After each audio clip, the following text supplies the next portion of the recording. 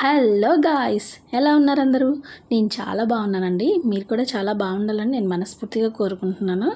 So ఎలా ఉంది? Sunday start అయిపోయింది, అప్పుడే సండే వచ్చేసిందండి.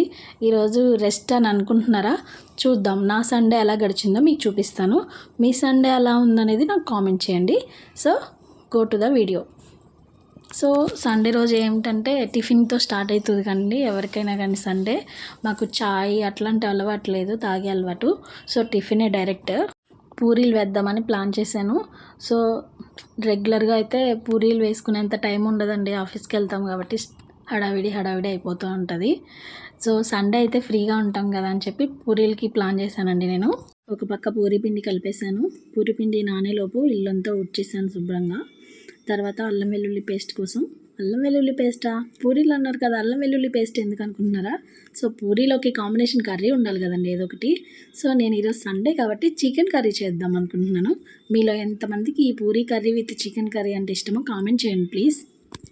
సో చికెన్ కర్రీ అంటే అల్లం వెల్లుల్లి పేస్ట్ ఉండాలి కదండి. సో నేను అల్లం వెల్లుల్లి పేస్ట్, అల్లం వెల్లుల్లిపాయలు, సాల్ట్, పసుపు కలిపి మిక్సీ చేసి ఫ్రిడ్జ్లో పెట్టుకుంటానండి. ఎప్పటికప్పుడు ఇట్లా సండేస్ వచ్చినప్పుడు ఒక ఆనియన్, 2 పచ్చిమిర్చి కట్ చేసి కొంచెం అల్లం వెల్లుల్లి పేస్ట్, గసగసాలు వేసి మిక్స్ చేసుకుంటానండి. అట్లా చేసుకుంటే ఫ్రెష్గా కూడా ఉన్నట్టు ఉంటుంది, మనకు కూడా టైం మరీ వేస్ట్ కాకుండా ఉంటుంది అనేసి. ఆ తర్వాత నేను ఒక పక్క బాండి పెట్టేసాను, ఆయిల్ వేసేసి. మరో పక్క చికెన్ కర్రీకి ప్రిపేర్ చేశాను. ముందుగా చికెన్ కర్రీ స్టార్ట్ చేశానండి. చికెన్ కర్రీతో పాటు పూరీ అనేది కాంబినేషన్ నాకైతే చాలా ఇష్టం అండి.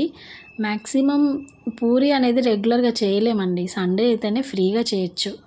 అయితే పూరీ పిండి ఇట్లా కలిపి పెట్టుకున్న తర్వాత మనం పూరీలు మొత్తం ఒకేసారి ఒత్తుకోవద్దండి. మొత్తం ఒకేసారి రుద్దామనుకోండి ఎండిపోతాయి, డ్రై అయిపోతాయి.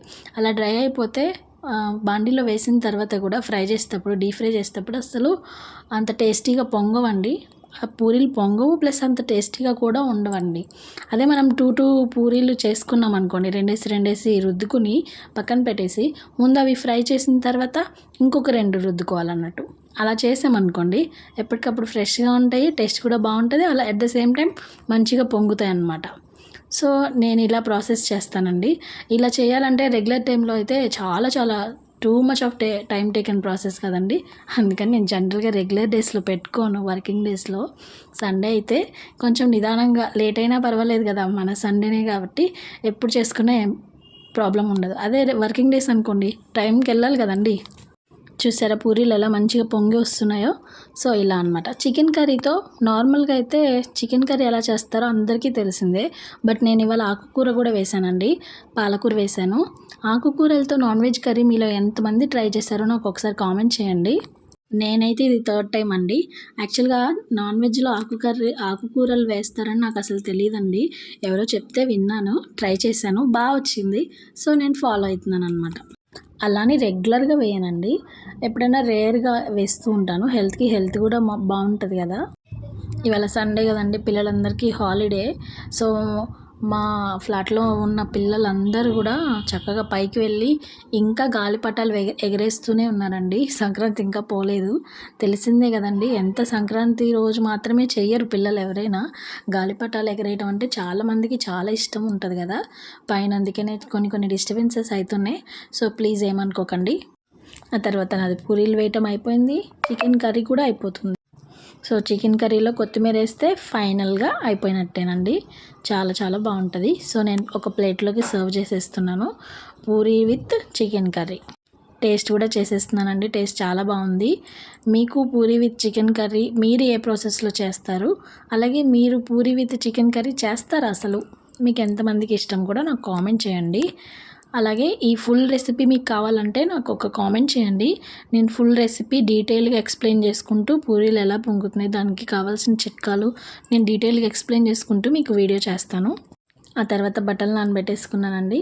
బట్టలు నానబెట్టేసుకొని అవి నానే లోపల ఆఫ్టర్నూన్ లంచ్ కోసం ప్రిపరేషన్ స్టార్ట్ చేశాను.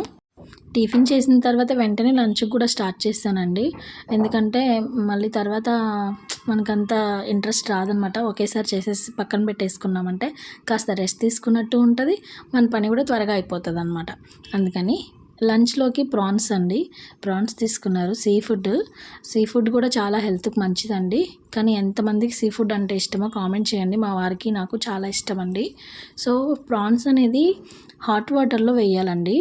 వేడి నీళ్ళు కొంచెం కాచి దాంట్లో ఈ ప్రాన్స్ని పైన స్కిన్ అంతా పొట్టు తీసిన ప్రాన్స్ని వేయాలి. ఒక 10 నిమిషాలు మూత క్లోజ్ చేసి పెట్టాలి. ఆ తర్వాత అల్లం వెల్లుల్లి పేస్ట్ ఆల్రెడీ నేను ముందే పట్టేసుకున్నాను కదండి, దీనికి కూడా సరిపడా పట్టేసుకున్నాను. సో ఒక మీడియం సైజ్ ఉల్లిపాయ, 2 పచ్చిమిరపకాయలు కట్ చేసి పెట్టుకుంటున్నాను అనమాట. అలాగే నేను అన్నం కూడా పెట్టేశానండి ఒకేసారి. ఒక పక్క రైస్, ఒక పక్క కర్రీ చేసేయాలన్నమాట. అందుకని పెట్టేశాను ముందుగానే. ఆ తర్వాత రొయ్యలు ఇట్లా వేడి నీళ్ళలో వేసిన తర్వాతన మళ్ళీ 2 సార్లు వాష్ చేసుకోవాలండి. ఆ తర్వాత బాండి పెట్టేసుకొని పచ్చిమిర్చి ఫస్ట్ ఆయిల్ వేసి, నేను పూరీలు వేసిన బాండి పెట్టేసేసుకున్నానండి. డబల్ పనులు ఎందుకండి, అందుకని ఆయిల్ పక్కకు తీసేసాను. కొంచెం ఆయిల్ ఉంచేసాను. ఆ బాండిలోనే పచ్చిమిర్చి, ఆనియన్ వేసేసి చక్కగా వేగిన తర్వాత అల్లం వెల్లుల్లి పేస్ట్ వేసి, అది కూడా మంచిగా వేగిన తర్వాత టమాటా ముక్కలు, ఒక మీడియం సైజ్ టమాటా ముక్కలు వేసేసి కట్ చేసి, అది కూడా కొంచెం వేగిన తర్వాత ఆ తర్వాత ఒక 2 సార్లు కడిగి పెట్టుకున్న రొయ్య ముక్కలను వేసానండి. రొయ్యలు కూడా వేసిన తర్వాత చక్కగా మగ్గనిచ్చానమాట. ఆ తర్వాత అన్నం ఫినిష్ అయిపోయింది. అన్నం కూడా అయిపోయిన తర్వాత స్టవ్ ఆఫ్ చేశాను. రొయ్యలు కొంచెం కారం మగ్గిన తర్వాత కారం వేసేసి వాటర్ వేసానండి. అది ఉడుకుతున్నప్పుడే నేను గిన్నెలు కూడా వాష్ చేసేసుకున్నాను. త్వరగా పని కూడా అయిపోతుంది కదండి. ఇటు కూర కూడా అయిపోతుంది, అటు గిన్నెలు కడుగుతాం కూడా అయిపోతుంది అనమాట. కొంచెం పని త్వరగా అయిపోతుంది, అందుకని నేను గిన్నెలు కూడా తోమేసుకున్నాను. ఇప్పుడు నేను పండగకి చేసిన అరిసెలు ఉంటే తింటున్నాను అండి. పండగకి చేసిన పిండి వంటలు మీ ఇంట్లో ఉన్నాయా లేదా కామెంట్ చేసి చెప్పండి. మీరు ఏమేమి చేసుకున్నారో కూడా కామెంట్ చేయండి. అలాగే ఇట్లా బాగా దగ్గర పడాలండి కర్రీ. దగ్గర పడ్డ తర్వాత కొత్తిమీర వేసేసి, దగ్గర పడతామంటే మంచిగా వాటర్ అంతా అబ్జర్వ్ చేసుకొని పైకి ఆయిల్ కొంచెం కనిపిస్తూ ఉంటుందండి. అలా వచ్చేంత వరకు కుక్ చేసుకోండి. ఆ తర్వాత కొత్తిమీర వేసి స్టవ్ ఆఫ్ చేసేసుకొని సర్వ్ చేసేసుకోండి. చాలా బాగుంటుంది. ఈ రొయ్యల కూర కూడా రెసిపీ మీకు ఎవరికైనా కావాలంటే కామెంట్ చేయండి, నేను డీటెయిల్ వీడియో చేసి పెడతాను. ఆ తర్వాత ఫాస్ట్గా బట్టలు ఉతికేసుకున్నాను, ఆరేసుకున్నాను. ఎవరికైనా ఇంతే ఉంటుంది కదండి. సండే అనుకుంటాం కానీ ఆ సండే ఇలా వచ్చి అలా వెళ్ళిపోద్దండి. మెరుపుతీగా వచ్చావా అన్నట్టుగా వెళ్ళిపోద్దండి, రామ్మ మెరుపుతీగా అన్నట్టు.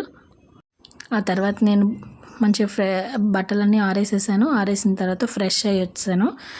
వాష్రూమ్ కూడా క్లీన్ చేశానండి. వాష్రూమ్ క్లీన్ చేసి ఫ్రెష్ అయ్యి వచ్చేసాను. ఇంకా అప్పటికే 1 అయిపోయింది, 1:30 అయిపోయింది యాక్చువల్లీ.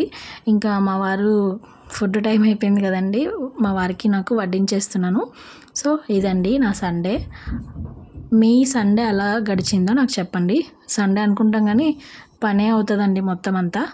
ప్లీజ్ సబ్స్క్రైబ్ చేసుకోండి, అలాగే లైక్ కూడా చేసేయండి. Bye friends.